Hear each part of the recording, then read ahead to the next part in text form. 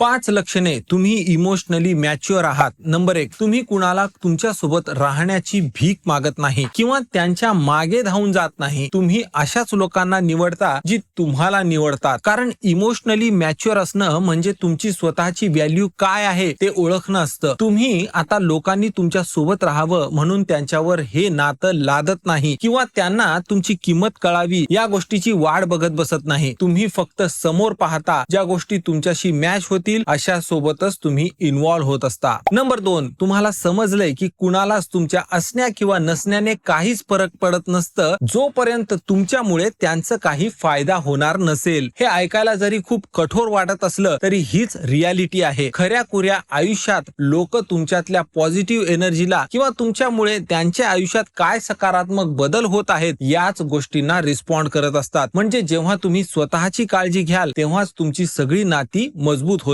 Number 3, तुम्हाला एकटं राहायला आवडतं आणि एकटं राहतानाही तुम्हाला एकटेपणा जाणवत नाही. तुम्हाला स्वतःशीच मित्र बनता येतं आणि एकांतातल्या मनःशांतीचा पूर्ण आनंद घेता येतो. तुमचा आनंद हा तुमच्या आजूबाजूच्या लोकांवर निर्भर नसतो. नंबर 4, तुम्हाला हे शेवटी रिअलाइज होतंय की तुम्हाला कुणीच समजून घेऊ शकणार नाही, सपोर्ट करू शकणार नाही किंवा तुम्हाला हवी ती मान्यता किंवा आदरही देणार नाही आणि आता तुम्हाला या गोष्टींची गरजही पडत नाही. नंबर 5, तुम्ही लोकांना ते जसे आहेत तसेच ऍक्सेप्ट करता आणि त्यांना त्यांच्या लायकीनुसार तुमच्या आयुष्यातलं स्थान देत असता. तुम्ही कुणालाही बदलण्याचा प्रयत्न करत नाही. कुणात असलेले दोष काढून टाकण्याचा देखील तुम्ही प्रयत्न करत नाही किंवा कुणी ते नाहीतच असे व्यक्ती बनावे अशी अपेक्षा करत नाही. तुम्ही फक्त ते जसे आहेत त्यानुसारच त्यांना तुमच्या आयुष्यातलं स्थान द्यायचं मॅनेज करत असता. कारण ते जसे आहेत तसेच ऍक्सेप्ट केल्यावरच तुमच्या मनात स्पष्टता येते आणि त्यानंतरच तुम्ही तुम्हाला हवी ती मर्यादा राखून ठेवू शकता.